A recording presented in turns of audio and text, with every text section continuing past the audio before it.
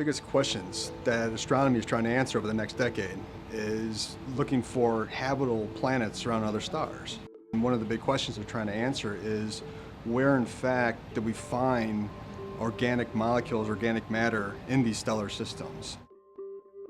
What our research is doing over these last, over this last year, over this past summer, especially with these students and graduate students working together, is to try to answer these questions of where these prebiotic molecules form in an astronomical environment. So what we do is we use a technique where we start with molecules that we know are in the interstellar medium, we blow them up and we see what comes out.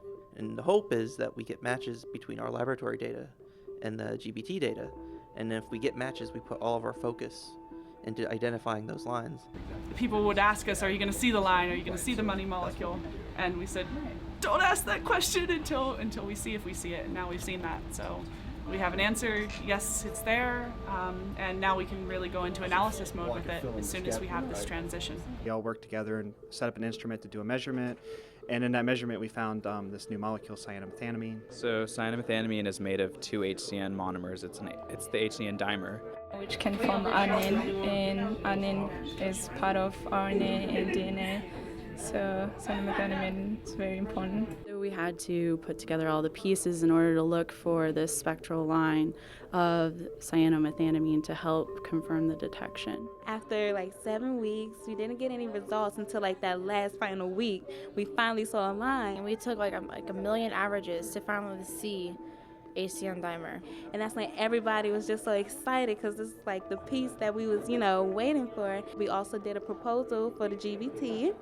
We used the GBT to look into Sagittarius B2 region.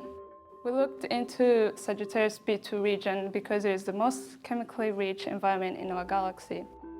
We're looking for a line of the cyanomethanamine that we actually were able to detect over the summer.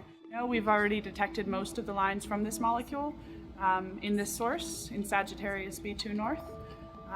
And this is the last set of transitions that we're going after to have the complete spectrum of it characterized. We got it! High five. What? We got it.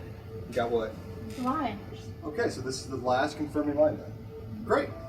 Okay. High five, you guys. High five. Nice job, Nicole. Very good. And we were so excited to detect the cyanomethanamine in space. We didn't really understand how incredible this was. They told us more so that this happens 1 at maybe 4 times a year, like worldwide. The team here found the ultimate prebiotic of prebiotic molecules. And at least in Sagittarius B2, it appears that this new molecule is just sitting right there, waiting for us to find it.